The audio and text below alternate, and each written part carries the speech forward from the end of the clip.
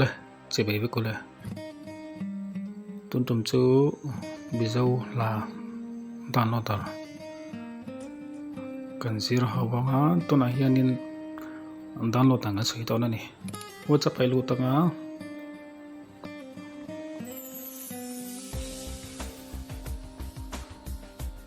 ไอ้ฮีดาวน์โหลดลิงก์นี้อ่ะดาวน์โหลดลิงก์นี้ฮีอีรู้ตังแต่ส่วนนี้เบราว์เซอร์อันเบราว์สังอ่ะกับโลกไอ้ลูดพุทธตอนนี้กับโลกไอ้ลูดนกขานี้ดาวน์โหลดตัวที่นี่ก็ลองดาวน์โหลดตัวที่นี่ลูดตังอ่ะอันนั้นเบราว์สังอ่ะไอ้ดูร้านจอนี่ครอมินดาวน์โหลดเทวโหลดทวีมันก็เสียกันหักลบของโน้ตติ้งให้ที่จวนดาร์กินดาวน์โหลดตั้งที่การดาวน์โหลดตั้งกันตอนตายจวนแต่เฮียนินเป็นเรื่องตัวสู้กันเซลเลยดาวน์โหลดตัวมาดาวน์โหลดตั้งจอกินโหลดตั้งก็ดาวน์โหลดซาฟังกินกันโหลดไม่ยังเอาสมจอกินกันดาวน์โหลดจอขานินกันโหลดตั้งแอปพลิเคชันอาคาร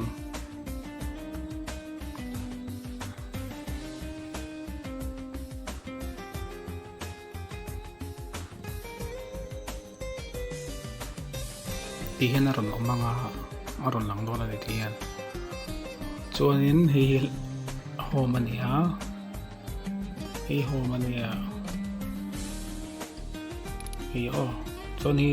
มิวสิกเพลย์นั่นเนี่ยสตาร์มากันเนี่ยกันนักการเงินโดนเนี่ยตัวน่ะจวนนี้แล้วกันดาวน์โหลดตัวค่ะกันโหลดพอตั้งให้แต่ไหนซัสเอ็นหลอกให้กันโหลดตั้งอาจารย์นั่งกันโหลดตั้งแต่ให้เราดูจงๆรอตีเลยแต่เห็นอินเทอร์นั้น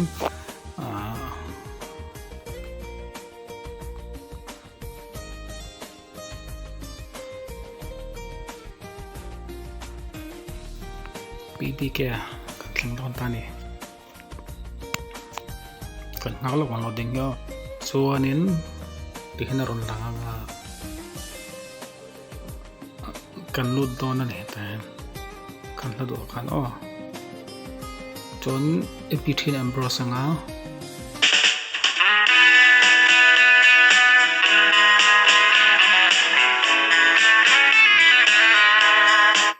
อัมเพลย์ตาเห็นจนเฮตาที่ลังจะกลังจนตาเห็นเอโคเลเซอร์ฮิสัตเทบบ้าเทนัสัตเทนี่เอโคเลเซอร์ก็จนนี้กันโลดูตาหลายแต่งกันช่องฟิล์มมาเห็นฟิล์มมากันโลตั้งจนตาเห็นนี่ออดิโอดาวน์โหลดลิงก์ที่นั่นวิดีโอดาวน์โหลดลิงก์ที่นี่แหละแต่ให้กันโหลดดูซะกันดาวน์โหลดตัวปังแต่แค่นั้น MP3 กันโหลดตัว MP3 select ตัวปังอะไรที่ start download ให้กันตัวปังที่ช่วงนี้ดาวน์โหลดลิงก์กันละให้กันหัวดาวน์โหลดเมกตาจนกันเบรกล็อกกันแต่ไล่คิลซีรันกันละsettingกันโหลดตั้งไอ้ทีมตัวปลดล็อกเทนี่ถ้าเห็นเราตัวปลดล็อกเทียจนแต่เห็นหมดก็หมดข้าวเด็ดตาหมดตัวมันกับตาไทยมีโซลาดาวน์โหลด13ตา 3.7.12 ตาบ่ปฏิการหลังจากชวนไม่อยากดาวน์โหลดตานะจูจนตัวไหนดาวน์โหลดมีใครกันหักลบกันดาวน์โหลดให้จนน่าถัดเวรียวนะจูYouTube มีหลากค่ะออนไลน์นี่กันเพลย์เลยMP3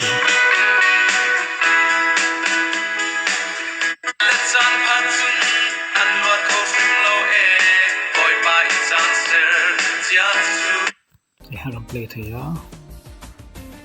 ตัวนั้นก่อนฟาดไม่กันนี่ค่ะอาจจะหัวตัวให้เราจะเราเดี๋ยวกันหักล็อกกัน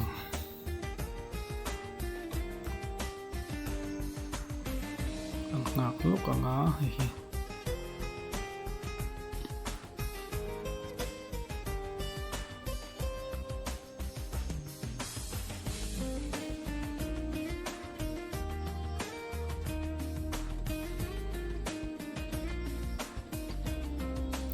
download server thì hành này hi ta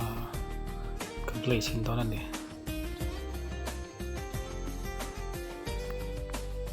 open your file kalanga player kalang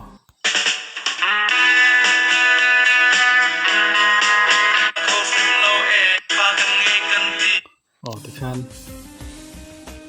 lo download na chon be chon video download to content again download vek thei để cho nên play sa thế play sa nó to so ni kan jong han download mi thei có thể jong khani sala ka channel ka subscribe na video tha tak tak upload so lòng đó ok